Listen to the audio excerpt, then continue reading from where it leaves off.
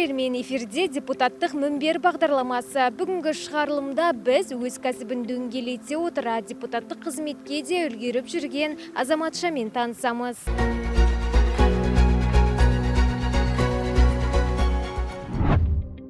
Жанғаскинова Шолпан Серікқызы 1981 жылы 21 желтоқсанда Қарағанды облысы Сәтбаев қаласында дүниеге келген. Ұлты қазақ, білімі жоғары. Қазіргі таңдағы лауазымы Сәтбаев қалалық мәслихатының депутаты, жеке кәсіпкер.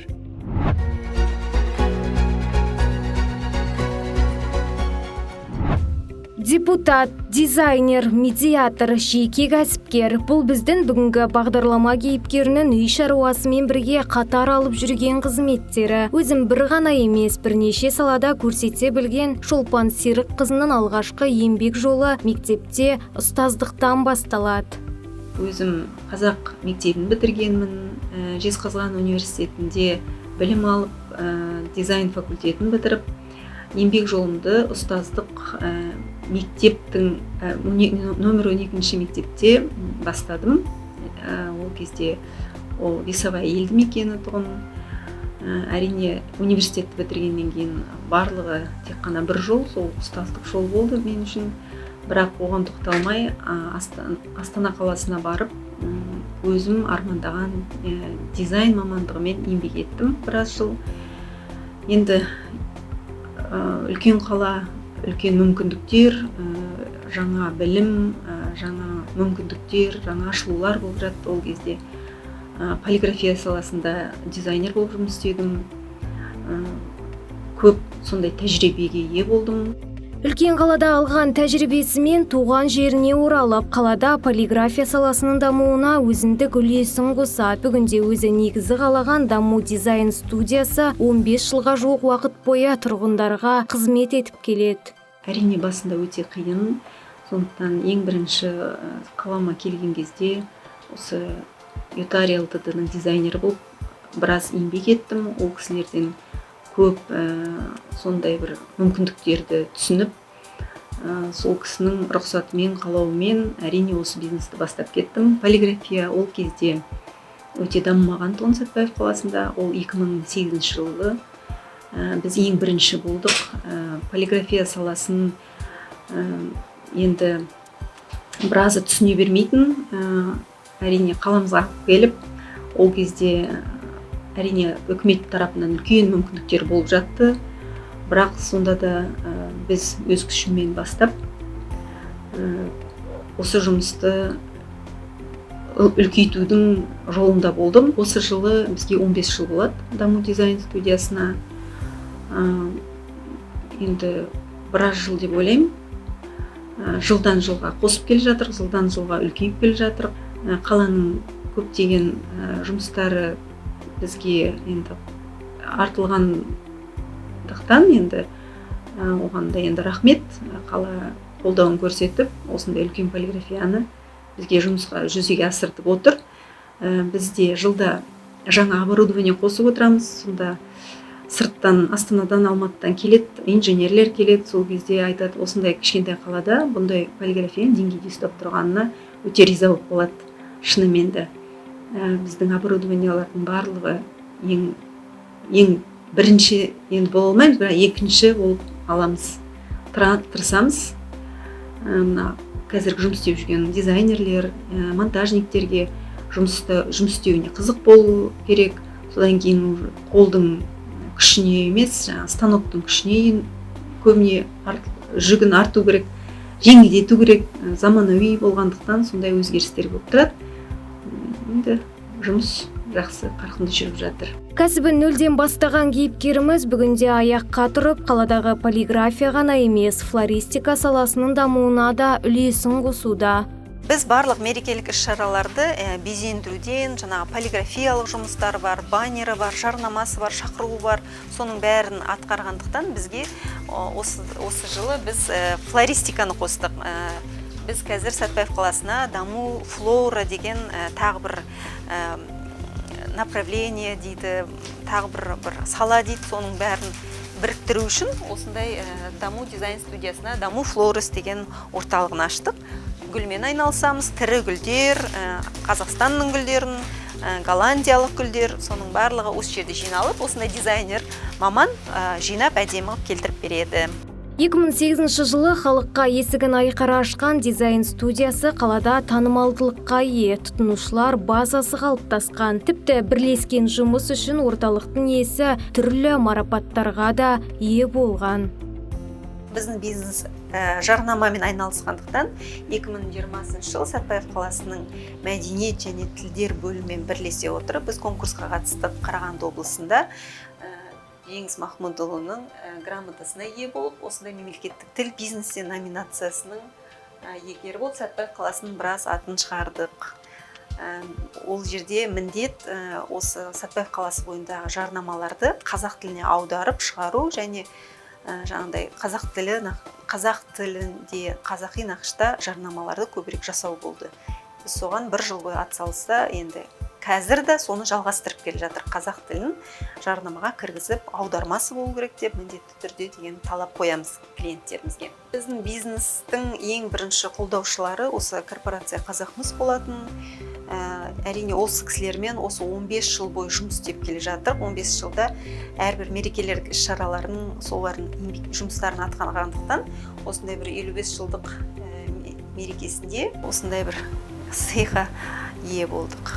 Бүгінде кейіпкеріміз 15-ке жуық азаматты жұмыспен қамтамасыз етіп отыр. Қол астындағы еңбеккерлердің барлығы жас мамандар. Олар Шолпан Серік қызының адал басшы екенін айтады. Бұл біздің даму дизайн студиясының дизайнері, аты Фатима. Бізде 1,5 жыл болды жұмыс істеп келе жатқанға. Өте талапты дизайнерлердің бірі. Жұмысты жақсы атқарады. Иманғали біздің жас маман, бұл қазір үйреніп қана жатыр. Енді ойлаймыз, ойдағыда бізде қалады, жұмыс істейді деп. Бұл қазір студент, аяқталғасын осы баланы күтеміз бізге жұмысқа. Біздің даму дизайн студиясының цехының бас маманы Абдырахман. Бұл бала бізде 7 жылдан астам жұмыс істеп келе жатыр. Бізге оқу бітірісімен келіп, осы мамандықты игеріп, бүкіл станоктардың механигі жұмысын атқарады. Осы қаланың мерекелік іс-шараларының бүкіл жұмыстарын осы басын бастап береді. Мен даму дизайн студиясында жылдан бері еңбек етем. Осы дизайнер болып келдім. Енді қазір администратордың қызметіне өттім. Осы Шолпан Серіковнаның қол астында жұмыс істегеніме ризамын. Өте күшті кісі, мейірімді, жауапкершілігі өте мол, қайырымдылық жолында жақсы қызмет атқарады.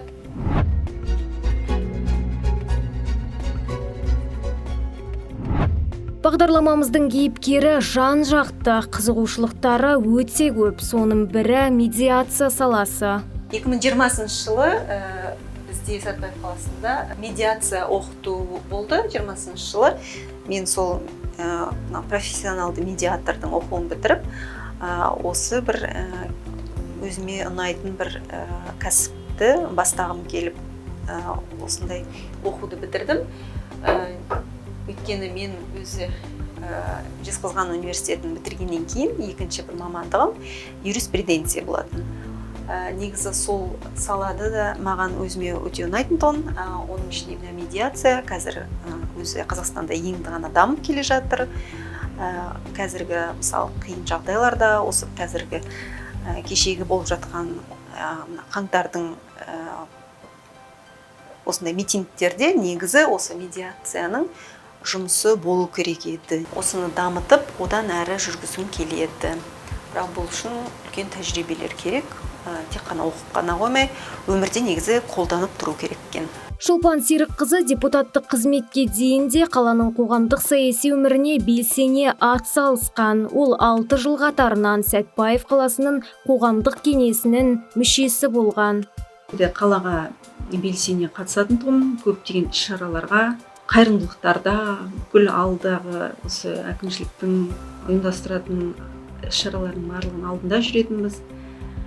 Соның арқасында еңбегімде одан әрі дамып, қаланың көптеген жұмыстарына араласа жүріп, осыдан міне 6 жыл бұрын қоғамдық кеңес мүшесі болып тіркелдім. Өзім кәсіпкер ретінде сол қоғамдық мүшесінде мен 6 жыл бойы жұмысымды атқардым. Міне биыл қоғамдық кеңесі өз жұмысын аяқтады. Мен өзім жұмысымды аяқтадым қоғамдық кеңесте. 6 жыл алған тәжірибем мол болды. Көптеген жұмыстардың шынымен де шешуші жолында шығара білдік.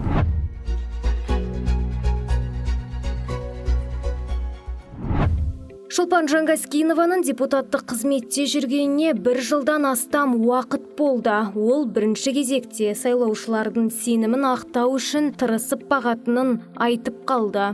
Депутаттық жұмысымыз осы 1 жылдық жұмысты атқарып шықтық. Депутаттық жұмыс оңай емес. Барлық халықтың мұқтажын тыңдаймыз. Сұрақтары бар. Кейбір сұрақтары енді шешілуі де қиын. Әрине біздің қолымыздан келмей жататын да бар, шынымен де қолымыздан келгенше тырысып көмектесеміз. Халықты әрине барлық жағдайын жасауға тырысамыз. Ең біріншіден бізге халықтың жағдайы, осы біздің сайлаушыларымыздың сұрақтарына жауап беру, сол кісілердің шешілмей жатқан шаруаларына көмек ету. Қазіргі мынау шақырылымдағы депутаттардың арқасынан көптеген мәселелер көтеріліп жатыр қалада. Қазіргі депутаттардың міндеттері өте зор, үлкен жұмыс атқару керек болып тұр, үлкен сондай мүмкіндіктер ашылып жатыр. Депутаттарларға қазір қатаң қадағалаулар жүргізіліп жатыр. Осы депутаттардың арқасында көптеген мәселелер көтеріліп, олар енді өзі шаруасын аяқталған және қадағалауда болады. Президентіміздің Қасым-Жомарт Кемелович Тоқаевтың айтуы бойынша әрбір басталған іс аяқталу керек, ол түбіне жеткізіліп қадағалану керек. Сондықтан ол кісілердің жұмыс бағыты қазір өзгерген. Қазір бәріміз жаңа Қазақстан құру бағытында боламыз. Сондықтан әрбір халықтың мұқтажы, мұңы ескеріліп, оны аяқталғанын біз дәлелдеп көрсетуіміз керек. Кейіпкеріміз кәсіппен қоса депутаттықты қатар алып жүру оңай емес екенін айтады, бірақ бұл кәсіпкерлердің мәселелерін билікке жеткізу үшін таптырмас мүмкіндік екенін де жасырмайды. Шолпан Серікқызының пікірінше, Сәтбаев қаласында кәсіпкерлерге мынадай мүмкіндіктер жетіспейді. Біздің қаламызда кәсіпкерлердің дамуы үшін логистика жетіспейді. Ең біріншіден ол біздің жолдарды ашу.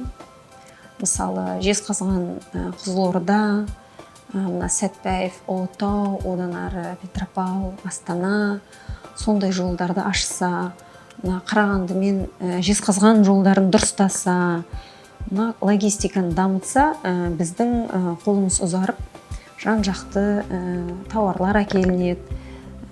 Егер темір жолдар қосылып жатса, онда біздің тауарлар одан да төменірек болатын еді. Мысалы, сондай бір жағынан көмегіміз тисе дегендей бар. Сондай сұрақтарды көтергіміз келеді. Көтереміз де, көтеріп те жүреміз.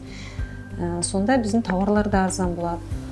Содан кейін біздің қаламызға ең керегі осы темір жол тоқталу нүктесі керек. Ол жерде үлкен базалар керек, жинақтайтын овощи базалар керек, көкөніс өсіретін кәсіпкерлер дамыту керек. Негізі су жоқ демей, қазір көптеген жерлерде су болмаса да капельное орошение деген бар. Осының барлығын дамытуға көмегіміз тисе, бір жақсы бір дүние болатын еді. Шолпан Жангаскинова тұрғындардың талап тілегіне құлақ асып, мәселе оң шешімін тапқанша басы қасында жүреді. Менің депутат ретінде де, қарапайым тұрғын ретінде де басты мақсатым Сәтбаевтықтардың сенімінен шығу, жағдайларын жақсарту дейді ол. Құрметті қазақстандықтар, біз қазір бір күрделі өзгерістің үстіндеміз. Қазір біз жаңа Қазақстанға аяқ басып келе жатырық. Бұл жаңа Қазақстанды біз барлығымыз бірге құруымыз керек. Отан отбасынан басталады дейді. Сондықтан біз отбасымызда осы елімізді сақтап қалып, осы еліміздің гүлденуіне әрбір қазақстандық жауапты. Сондықтан біздің еліміз өркендеу үшін әрбір қазақстанның еңбегі зор деп ойлаймын. Біз бәріміз бірге болуымыз керек. Жаңа Қазақстанды бәріміз бірге құруымыз керек.